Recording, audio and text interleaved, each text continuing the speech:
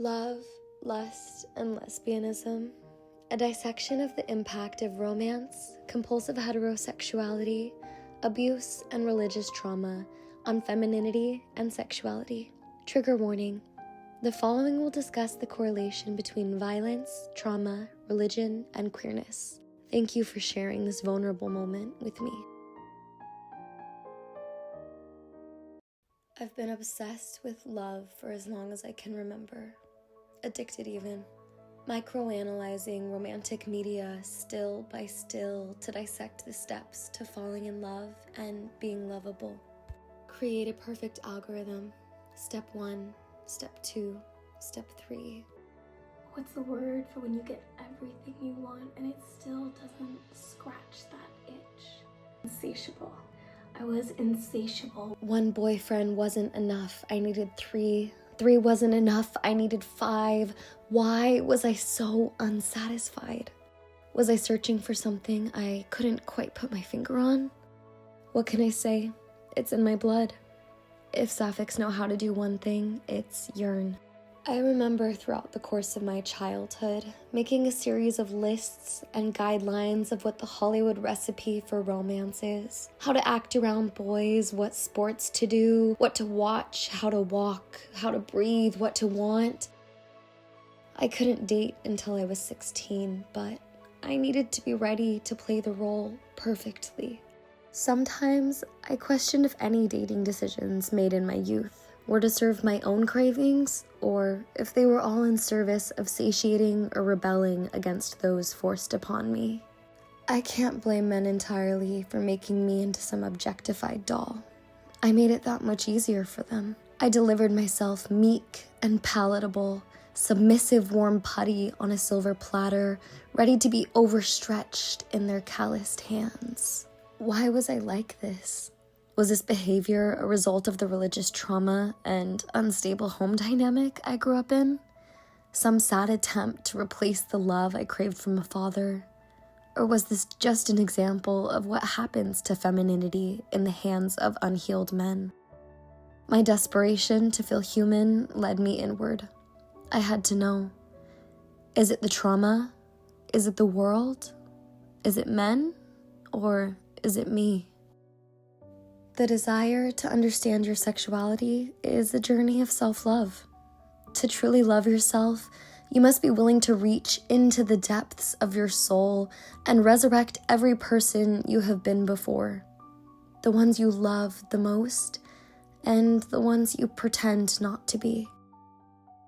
To fully know yourself, you must promise to integrate each version with soft hands and compassion, regardless of who it is that you come to know along your journey, who you have been and who you want to be.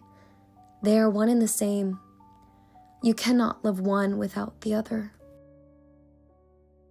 In pursuit of answers, I return to the womb of my eternal mothers, the ocean and art. I cry out to them, "Mothers, how am I to know who I am and what love is?" They sigh softly to each other and tenderly say, "Follow the path of passion. Your intuition will know the way." I followed that rabbit to Wonderland, and in my lostness, I found peace and the depth of my queerness. Acceptance of this identity meant coming face to face with the 4 horsemen of the patriarchal apocalypse: safety, security, attraction, and attachment. Horseman number 1, safety. I'm not sure I've ever truly felt safe in my life before. Always chasing after some temporary fix to shield me from the things that haunt me and go bump in the night. For a long time, that was boyfriends. I fear I cannot escape the comp het and daddy issue allegations. Having a boyfriend felt like having a handsome accessory that allowed me to go places I normally wouldn't, at times I normally couldn't. Like a guard dog or my own personal devoted knight in shining armor, I was kept nicely on a shelf, a prize to be protected and admired. Sometimes it was easier to be a pretty object than it was to be human. It wasn't until I found myself exhausted from deprivation of the love I so desired and ready to face the task of survival alone that I understood what must be done. So long as I relied on any external source to provide my sense of safety, I would never truly feel safe. I needed to learn how to feel protected in my own energy and trust that I can let go of the shield of a man and brave the world on my own. The severance of the tie associating needing a man to feel protected transformed me. Now, if something goes bump in the night, I'm the protector of the house, investigating with whatever the nearest item makes the best weapon. And I'm stronger than I've ever been. And that makes me feel so empowered that I know I can protect myself and my partner and my family and my home. Sometimes I wonder if this is what it feels like to walk through life as a man, or if I'm just a dom-femme lesbian. I guess I'll never know. Horseman number 2, security. A large majority of my life has been spent working to regulate my nervous system. When you spend your childhood dreaming of what it would be like to live in a stable home, it's only natural to cling to the attachment that in acquiring this perfect family for yourself, you'll finally be able to do it the right way and fill the void that your own wounded roots left behind. You'll be the one to break the cycle, the one to get it right. Accepting myself as a lesbian meant accepting the fact that in the chaos and hatred of this world, I may never be able to have a family in the way I envisioned beforehand. If I can have a family, it means there will be places we cannot go and things we cannot do. It meant shedding the identity I grew up believing I would grow into and having to reevaluate everything. What a painfully beautiful opportunity. If I can be honest with you, the moment I accepted myself for the raging dyke I really am, everything else I was mourning paled in comparison. I was finally free of the pain I had been inflicting after lying to myself for so many years. In this redefinition, I now see a life so much bigger and more beautiful than the one I would have lived if I continued to live in denial. Horseman number 3, attraction. In the same way I had to question everything in my relationship with religion in order to truly know what I believed, I challenged myself to do the same thing in my romantic relationships.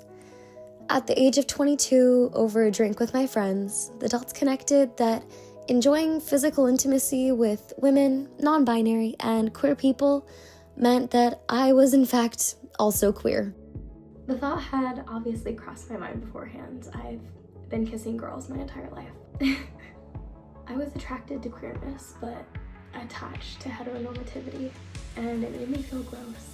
Like I was no better than a man, objectifying women by wanting to be with them and touch them but not date them. And the truth is, I've always known how much I loved women, but it felt disguised under the guise of sisterhood and feminism for a long time, feeling that the deep feelings that I had towards women was because I was so passionate about female empowerment and sisterhood, and I am, but I'm also so gay. And there's a line between loving women and loving women. Deep down, I knew the moment that I allowed my heart to be open to experiencing queer love, there was no going back. And that fear of letting go of everything I had known before was the invisible lock, keeping me in the closet. When I look deeper at what attracted me to the many men I dated in my past, I see a few patterns. My attraction was drawn most predominantly to sensitive and feminine men with curly hair or buzz cuts, secure attachments to their masculinity and emotions, pretty faces, and an athletic or utility taste in men's fashion. I realized my attraction to men was more of an attraction to masculinity and the suppressed desire to be more masculine in my own life and relationships. All it took was one truly queer dating experience and wearing men's clothing more often to know that I would never date another cishet man again. Horseman number 4, attachment. Being raised under the scope of Mormon dating and relationship dynamics, and being a child of domestic abuse, my relationship with men has always been warped. From what feels like the point of birth, the Mormon cult programs the minds of young women to be subservient, breedable housewives. We were taught that our only role on this earth and in any afterlife to come was to support and uplift the priesthood holders of our households. As children, that's your father. And as you mature, that becomes your husband. As I left the church back in 2018, I realized I had spent the entirety of my life tiptoeing around the feelings of boys.